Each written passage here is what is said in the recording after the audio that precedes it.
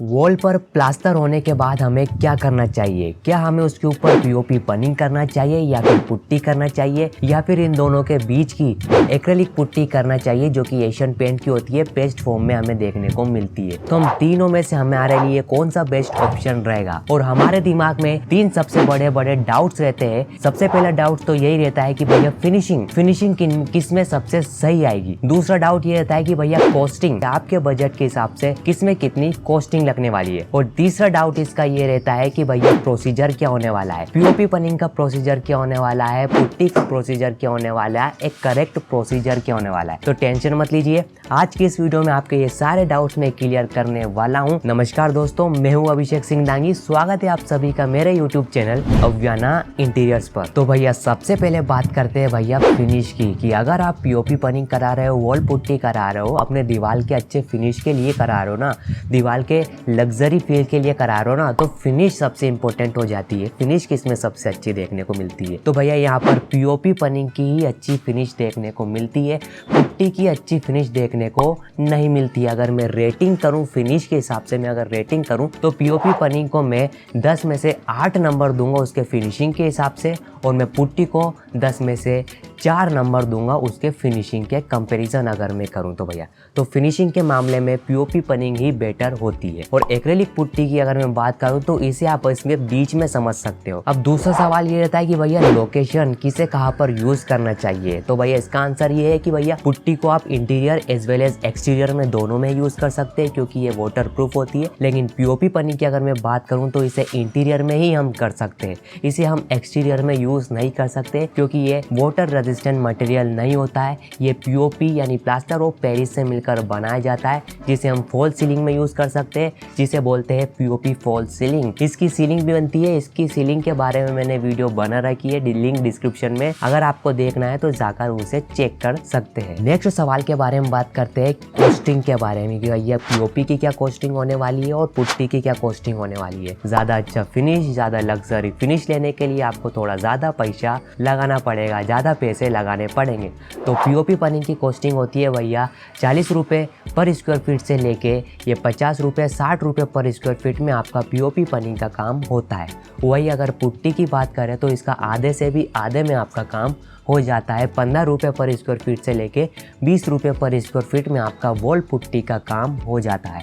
Brands के बारे में बात करूँगा, भैया पीओपी पनिंग के कौन कौन से ब्रांड्स आपको देखने को मिलते हैं। एक तो भैया सकरनी हो गया, दूधी हो गया, अग्रवाल की पीओपी, इसको आप यूज़ कर सकते हैं। नेक्स्ट मैं पुट्टी की ब्रांड्स के बारे में बात करूं तो भैया जेके की पुट्टी होगी, एशियन पेंट्स हो गया, बिरला हो गया। और एक्रेलिक पुट्टी की अगर मैं बात करूं तो वो एशियन पेंट की ही एक्रेलिक पुट्टी आपको देखने को मिलती है, जो कि पेस्ट फॉर्म में आती है। अब सीधे बात करते हैं प्रोसीजर के बारे में, कि भैया प्रोसीजर क्या होने वाला है, लगाने के क्या क्या स्टेप्स होने वाला है, सही तरीका करेक्ट प्रोसीजर क्या होता है। क्योंकि आज अगर आप यूट्यूब पे देखोगे वीडियोस के पीओपी करने का ये प्रोसीजर, पुट्टी करने का ये प्रोसीजर, चौक मिट्टी बेस लगा दो, सेंडिंग कर दो, क्या क्या कर दो, एक करेक्ट प्रोसीजर, करेक्ट ऑर्डर में प्रोसीजर आपको देखने को नहीं मिलता है।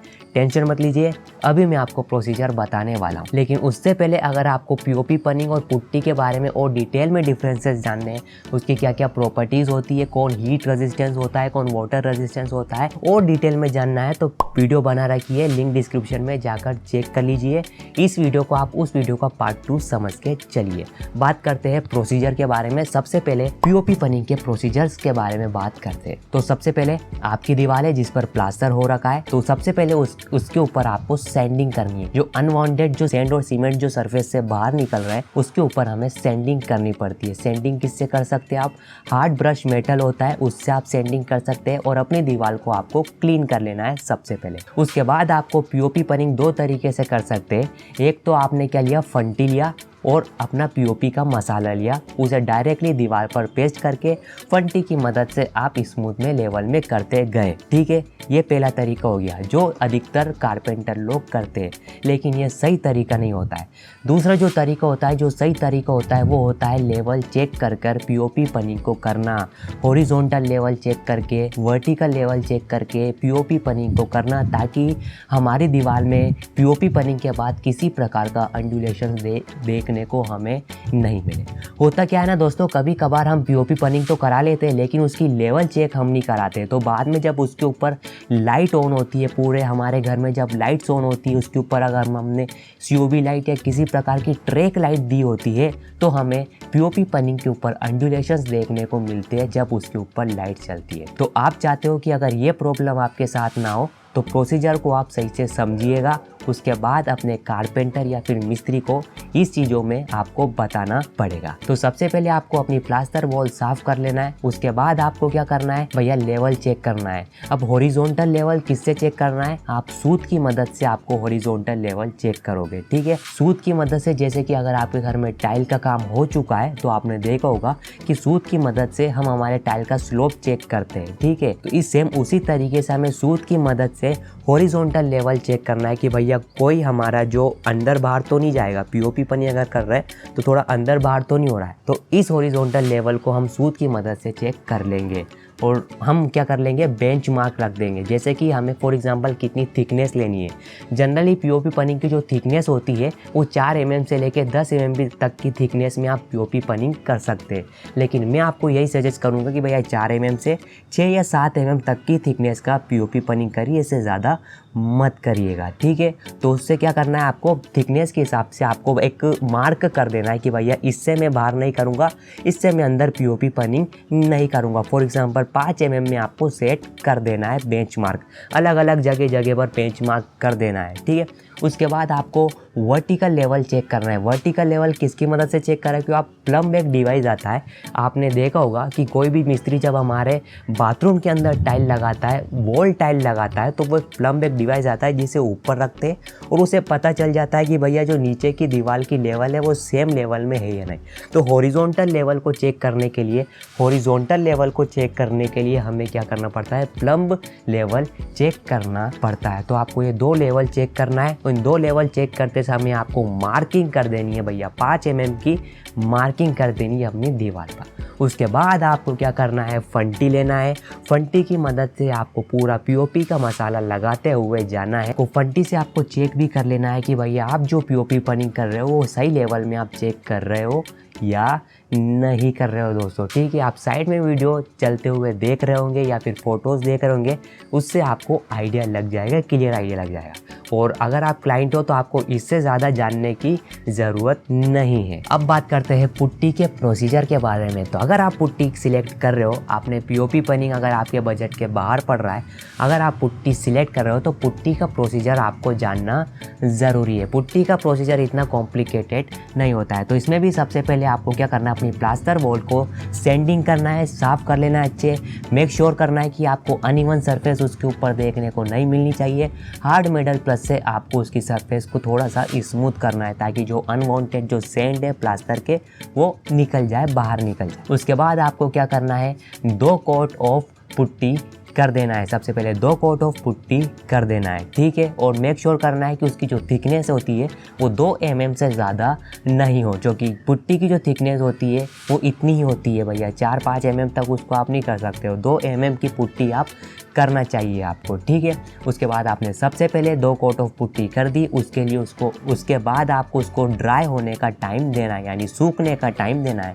जनरली जो पुट्टी होती है वो 2 से 3 घंटे में आराम से सूख जाती है। उसके बाद आप डबल से 3rd कोट आराम से कर सकते हैं, ठीक है। लेकिन जो POP पनिंग होती है उसको जो सेटिंग टाइम होता है, जो सूखने का जो टाइम होता है, उसे टाइम लगता है भैया 2 से 3 दिन में उसको सूखने का टाइम लगता है। इसीलिए जो POP पनिंग का जो लेबर चार्ज होता है वो ज़्यादा आता है, पुट्टी का जो लेबर चार्ज होता है वो कम आता है। तो सबसे पहले आपने क्या कर दिया, 2 कोट ऑफ पुट्टी कर दी। 2-3 घंटे तक आराम से वेट करो भैया, चाय पियो, नाश्ता करो, जो करना है साइड पे कर लो आप। या फिर क्लाइंट अगर आप देख रहे हो तो 3 घंटे के थिएटर में मूवी देखकर आ जाओ वापस से साइड में, ठीक है। तो उसके बाद आप क्या करना है, सूख दिया, उसके बाद आपको 3rd कोट आराम से कर देना है फंटी की मदद से। और मेक श्योर करना है 2 mm से ज़्यादा आपको थिकनेस नहीं रखनी है। फिर आपको अपनी सरफेस अच्छी स्मूथ देखने को मिल जाएगी। तो इस प्रकार से आपको अपनी वॉल पर वॉल पुट्टी कर सकते हैं। तो दोस्तों हमने POP पनिंग और वॉल पुट्टी की हमने फिनिश के बारे में बात कर ली, कॉस्टिंग के बारे में बात कर ली और प्रोसीजर के बारे में भी हमने बात कर ली है, ठीक है। अब आपको कोई दिक्कत नहीं आने वाली है। अब पीओपी पनिंग पुट्टी के बाद एक और होता है मटेरियल जिसे बोलते हैं जिप्सम प्लास्टर। उसे भी हम काफ़ी जगह यूज़ करते हैं, लेकिन मैं आपको यही रिकमेंड नहीं करूँगा कि इसे आप यूज़ करें, क्योंकि इससे इतनी अच्छी फिनिश आपको देखने को नहीं मिलती है। या जिप्सम प्लास्टर आप कर रहे हो तो उसे रहने दीजिए, उससे अच्छा तो आप पुट्टी ही अपने दीवार पर कर लीजिए, क्योंकि जो जिप्सम प्लास्टर होता है वो उसके लिए हमें प्लास्टर करने की ज़रूरत नहीं पड़ती। ये डायरेक्टली जो सीमेंट के ब्लॉक्स होते हैं उसके ऊपर डायरेक्टली जिप्सम प्लास्टर हो जाता है, क्योंकि जो सीमेंट ब्लॉक्स की जो सरफेस होती है वो स्मूथ होती है, ठीक है। ईंटों की जो सरफेस होती है स्मूथ नहीं होती, इसीलिए हमें उसके ऊपर प्लास्टर करना पड़ता है, फिर पीओपी पनिंग या पुट्टी करते हैं। लेकिन जो सीमेंट के ब्लॉक होते हैं उसकी सरफेस ऑलरेडी स्मूथ होती है, तो उसके ऊपर जो जिप्सम प्लास्टर होता है वो डायरेक्टली उस पर हो जाता है, उस पर ही डायरेक्टली जिप्सम प्लास्टर होता है, और जिप्सम प्लास्टर उसी के लिए यूज़ किया जाता है। और जिप्सम प्लास्टर में हमें ज़्यादातर क्रैक देखने को मिल जाते हैं 1 साल बाद 2 साल बाद। तो मैं तो ये बोलता हूँ आप इस मटेरियल के बारे में भूल ही जाओ कि इस टाइप का कोई मटेरियल होता है। और कोई आपसे बोले ना भैया कि जिप्सम प्लास्टर है, जिप्सम प्लास्टर करा लो सस्ते में हो जाएगा, तो उसे इग्नोर मारिए, आप वो मत कराइएगा। तो दोस्तों ये था हमारा वीडियो पीओपी पनिंग और पुट्टी के ऊपर। कैसा लगा आपको वीडियो मुझे नीचे कमेंट सेक्शन में लिखकर ज़रूर बताइएगा। आपके डाउट्स, आपके सवाल जो भी है मुझे नीचे कमेंट सेक्शन में लिखकर ज़रूर बता दिएगा। मिलता हूँ दोस्तों आपको किसी अगली वीडियो में, तब तक के लिए खुश रहिएगा, खुशियाँ बांटते रहिएगा। जय हिंद, जय भारत, वंदे मातरम, जय श्री राम।